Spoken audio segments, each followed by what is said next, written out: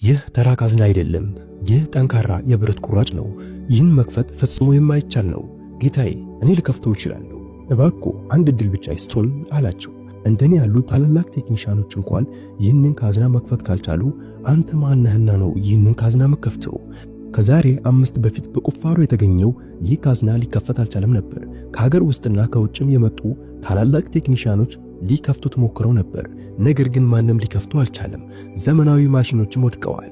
ሌዘር፣ ድሪል፣ ስክሬ ሁሉም ከጥቅም ውጭ ሆነዋል። በመጨረሻም ከአሜሪካ አንድ ልዩ ቴክኒሻንም ተጠራ። ነገር ግን እሱም መክፈት ባልቻለ ጊዜ እዚያ ቆሞ የነበረው አንድ የ13 ዓመት ልጅም እንዲህ አለ፣ ጌታዬ፣ እኔ ልከፍተው እችላለሁ፣ አንድ ዕድል ብቻ አይሰጠኝም አለ። ይህ ንግግር ለአሜሪካዊ መሐንዲስ እንደ ስድብም ሆነበት። እሱም አንተ ይህንን ከከፈክ እኔ 10 ሚሊዮን እሰጥሃለሁ አለው። ከዚያም ያ ድሃ ልጅ እዛ ያደረገው ተአምር የአሜሪካ ታላላቅ ምሁራን ሳይቀርም አስገረመ። በካዝናው ውስጥ የመጣው ነገር ደግሞ እናንተንም ያስገርማቸዋል። ከከተማው ግርግር ርቆ የሚገኘው ብሔራዊ ሮያል ሙዚየም ግዙፍ ሕንፃ እንደተኛ ታሪክም ቆሟል። የዛሬው ጠዋት እንደ ማንኛውም ጠዋት አልነበረም። ሚስጥራዊ ክፍል ተብሎ የሚጠራው ቁጥር 9 አዳራሽ ዛሬ በሰዎች ተሞልቶ ነበር። የፖሊስ ጥበቃ፣ የሚያብለጨልጩ የሚዲያ ካሜራዎችና የሀገር ውስጥና የውጭ ሀገር የታሪክ ተመራማሪዎች መገኘት አካባቢውን አስደናቂ አድርጎትም ነበር። በአዳራሹ መሃል ላይ ባለ ከፍታ ቦታ ላይ ያ ነገር ተቀምጦ ነበር። ላለፉት 5 ዓመታት የመንግስትና የሳይንቲስቶችን እንቅልፍ ያነሳው ያ ነገር የጊዜ በር ወይም ያ ሚስጥራዊ ጥቁር ካዝና ነበር። ከ5 ዓመት በፊት በራጃስታን በሚገኝ አንድ አሮጌ ቤተ መንግስት ፍርስራሽ ቁፋሮ ሲደረግ ከምድር በታች 30 ሚሊ ሜትር ጥልቀት ላይ አንድ የድንጋይ ክፍል ተገኝቶ ነበር። በዚያ ክፍል መሃል ይህ ካዝና ተቀምጦ ነበር። ይህን ሲያዩ አንድ ሰው ሆን ብሎ የደበቀ ይመስልም ነበር።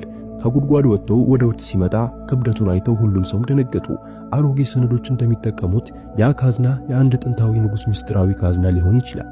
በውስጡም ሀብት ወይም ትልቅ ምስጢር ይኖረዋል። ወደዚህ ከተማ ሙዚየም አመጡት። መንግስት ካዝናው በሳይንሳዊ መንገድ እንጂ በመሰባበር እንደማይከፈት አውጆ ነበር። በውስጡ ያለው ማንኛውም ነገር የታሪክ ቅርጽም ይሆናል። ይህ ተራ ካዝና አልነበረም። ብረቱ ሙሉ በሙሉ ብረትም ሆነ መዳብ አልነበረም። ቀለሙ ጥቁር ሲሆን በጊዜ ሂደት ምንም ለውጥ አልታየበትም ነበር። በካዝናው ዙሪያ እንግዳ የሆኑ ቅርጾች ተቀርጸውም ነበር። በአንድ በኩል የሚጮህ አንበሳ፣ በሌላ በኩል ያጋደለ ሰይፍ፣ በሌላ በኩል ደግሞ የከዋክብት ድር ይመስሉ ነበር። የታሪክ ተመራማሪዎች ይህ የጥንት የሶርቫንሺ ንግስታት የንግስና ካዝና እንደሆነ ያምኑ ነበር። ንጉሱ በውስጡ ሀብት ብቻ ሳይሆን ጠላት እጁ ቢገባ መንግስቱን ሊያፈርስ የሚችል ምስጢሮች ደብቆታል ተብሎም ይነገራል። ነገር ግን ችግሩ የሚከፈትበት መንገድ አለመኖሩ ነበር። የቁልፍ ቀዳዳም ሆነ መያዣ አልነበረው። ዘመናዊ ማሽኖች በሱ ፊትም ተንበርክከዋል። በዚያም ሙዚየም ውስጥ ካለው የክብር ክልል ርቆ በአንድ አቧራማ ጥግ የ14 ዓመቱ አራፍ ቆሞ ነበር። አራፍ የተቀደደና አዝራሮቹ የሌሉበት አሮጌ ሸሚዝም ለብሷል። እግሮቹ ባዶ ነበሩ። አባቱ ሞሃን ላለፉት 20 ዓመታት በዚህ ሙዚየም ውስጥ በማጽዳት ሥራ ላይም ነበር። ዛሬ በጣም ፈርቶ ነበር። የአራፍን እጅ አጥብቆ ይዞ ነበር። ልጅ አራፍ እንዳትንቀሳቀስም አለው። ሞሃንም በዝግታ ድምፅ ታያለህ አይደለ ምን ያህል ታላላቅ ሰዎች እንደመጡ። ትንሽ ድምፅ ቢሰሙ ጠባቂዎች ያባሩናል። ዛሬ ሥራዬ አደጋ ላይ ነው አለው። አራፍ ራሱን ነቀነቀ። ነገር ግን አይኖቹ በአባቱ ንግግር ላይ ሳይሆን በዛ ጥቁር ካዝና ላይም ነበር። አራፍ ተራ ልጅ አልነበረም። ሌሎች ልጆች በመንገድ ላይ ኳስ ሲጫወቱ አራፍ በምሽት ጸጥታ ከአባቱ ጋር ወደ ሙዚየም ይመጣና እነዚያን አሮጌ ነገሮች ለሰዓታት ይመለከትም ነበር። ለእሱ እነዛ የድንጋይና የብረት ነገሮች ሕይወት የሌላቸው አልነበሩም። ያናገሩትም ነበር። አባዬ አለ አራፍ በቀስታ። ካዝናው እኮ እያለቀሰ ነው አለው። ሞሃ ደንግጦም ተመለከተው። ምን ከንቱ ወሬን የምታወራው? ዝም በል። ነገር ግን አራፍ እውነቱን ነበር። በጆሮ ውስጥ አንድ እንግዳ ድምፅ ይሰማ ነበር። ያ ድምፅ የማሽኖች ድምፅ ሳይሆን በብረት ውስጥ ተጣብቆ በትክክል ስላልተገጠመው የሚጮህ የጊርስ ድምፅም ነበር። በዚያው ቅጽበት በአዳራሹ ዋና በር አንድ ረጅም ነጭ ሰውም ገባ። ከበስተጀርባው 4 ረዳቶች ውድ ቦርሳዎች ይዘው ይከተሉትም ነበር። እርሱ ሪቻርድ ስሚዝም ነበር፣ በዓለም ላይ ታላቁ የቁልፍ መሐንዲስ። ሪቻርድ በዓለም ሊከፈቱ አይችሉም ተብለው ያመናቸውን የአሜሪካንና የአውሮፓን ካዝናዎችም ከፍቷል። በፊቱ ላይ አንድ አይነት ኩራት ይታይበትም ነበር።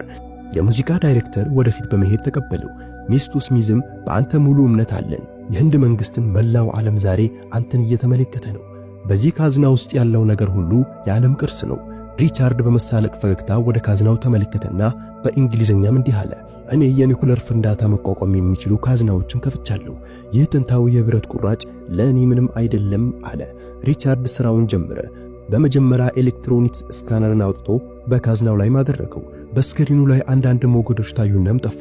በብረት ውስጥ ያለውን የሙቀት ልዩነት በመጠቀም የቁልፉን ቦታ ለማወቅ ሌዘር ሴንሰርን ተጠቀመ። ነገር ግን ካዝናው ምንም ምላሽ አልሰጠውም ነበር። 2 ሰዓታትም አለፉ። የአዳራሹ ሙቀት እየጨመረ ነበር። የሪቻርድ ፊት በላብ ተጠምቆ ነበር። በዓለም ላይ ካሉ በጣም ጠንካራ አልማዞች የተሰራውን ድሪል ወይንም መቆፈሪያ ማሽኑን አነሳ። ድሪሉም በካዝናው ላይ ሲያሳርፍ ጆሮ የሚሰነጥቅ ድምፅ ተሰማና ብልጭታዎቹ መውጣትን ጀመሩ። ነገር ግን የሚገርመው በካዝናው ላይ ምንም አይነት ጭረት እንኳን አልታየም ነበር። ይልቁንም የድሪሉ ጫፍ ቀልጦ ተጣመመ። ሪቻርድም ጮኸ፣ ይህ በፍጹም የማይቻል ነው! ይህ ብረት ምንድን ነው? ይህ ከሳይንስ ሕግጋት ውጭ ነው! በሕዝቡ ውስጥ ወሬ ተጀመረ። ሰዎች ተስፋ መቁረጥም ጀመሩ። ጋዜጠኞችም ተስፋ ቆርጠው ካሜሮቻቸውንም ዘጉ። ከዛ ሪቻርድ በተስፋ መቁረጥ ማይኩን ይዞ እንዲህ ሲልም አወጀ፣ ይህ ካዝና ምናልባትም መቼም አይከፈትም።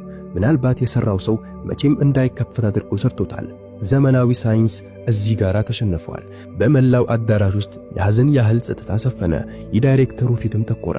በዚያ ጸጥታ መሃል ከአመዱ ጀርባ የአራፍ እጅ በቀስታ ወደ ላይ ወጣ። እሱም እየጮኸ ጌታዬ፣ እኔ ይህንን ካዝና ልከፍተው እችላለሁ፣ ብቻ አንድ ዕድል ይሰጠኝም አለ። በድንገት ጸጥታ ሰፈነ። የሁሉም ሰው አይን ወደ አንድ አቅጣጫም ዞረ። ከአሜሪካ የመጣው ታላቁ ቴክኒሽያን ይህ ካዝና መቼም አይከፈትም ብሎ በራስ በመተማመን ካወጀ በኋላ አንድ ልጅ መጥቶ እኔ እከፍተዋለሁ ያለ ነው። መጀመሪያ ላይ ዝም አለ። ነገር ግን ያን የተቀደደ ልብስ የለበሰ ልጅ ሲያይ ጮክ ብሎም ሳቀ። ይህ ልጅ ትምህርት ቤት እንኳን አይቶ የማያውቅ አዝጂ እኔ ሊገዳደረኝ ነው እያለ በፌዝም ሳቀበት። ይህ በእኔ ቢጤ ታላቅ ቴክኒሽያን ያልተከፈቱ አንተ ምን ብለህ ልትከፍተው ነው? የሙዚየሙ የጥበቃ ኃላፊ ወደ አራፍ እየሮጠ መጣና አንተ ልጅ እንዴት ደፍረህ ወደዚህ ልትመጣ ቻልክም አለው። ነገር ግን አራፍ አልሸሸም ነበር። በቆመበትም ጸና። በአይኖቹ ውስጥ እውነት ያላቸው ሰዎች ብቻ የሚኖራቸው ብርሃን ይታዩበትም ነበር። አራፍ ወደ ዳይሬክተሩ ተመልክቶ ጌታዬ፣ አንድ ዕድል ከሰጡኝ ይህንን ቁልፍ ልከፍተው እችላለሁ፣ ካልቻልኩ ግን ያባርሩኝ። ግን እባክዎ አንዴ እንድሞክር ዕድል ይስጡኝም አላቸው። አንድ ባለስልጣን ተበሳጭቶ ይህ ጨዋታ እኮ አይደለም፣ ይህ ብሔራዊ ቅርስ ነው። ለ5 ዓመታት የዓለም ባለሙያዎች ደክሞበታል። ማንም ሊከፍተው አልቻለም። አንተ ምን ልታደርግ ትችላለህም አለው። አሜሪካዊው ቴክኒሽያን ግን በሁኔታው መዝናናት የጀመረ ይመስለዋል። የኮቱን ቁልፍ እየፈታ እስኪ ዛሬ የዚህን ድሃ ዕውቀት ትርኢት እንመልከት። አንተ ልጅ ይህንን ከከፈክ እኔ የ10 ሚሊዮን ብር ቼክ እጽፍልሃለሁ። ነገር ግን ካልከፈትክ አባትህ የሙዚየሙን ንብረት በማበላሸቱ ዛሬውኑ ወደ እስር ቤት እንዲገባ እወቅም አለው። የአራፍ አባት ሞሃን ጉልበቶቹ ተንቀጠቀጡ። የአራፍ ትከሻ ይዞ አይሆንም ልጄ አትሂድ፣ እንጠፋለንም አለው። ነገር ግን አራፍ የአባቱን እጅ ስሞ በቀስታ እመነኛ አባቴ፣ ዛሬ አያቴ ከኔ ጋር ነው ያለው። አራፍ በባዶ እግሩ ወደ መድረክ አመራ። በመቶዎች የሚቆጠሩ ሰዎች፣ ካሜራዎችና ታሪክ ራሱ የ14 ዓመቱን ልጅ ትንፋሾችን ውጠው ይመለከቱ ነበር።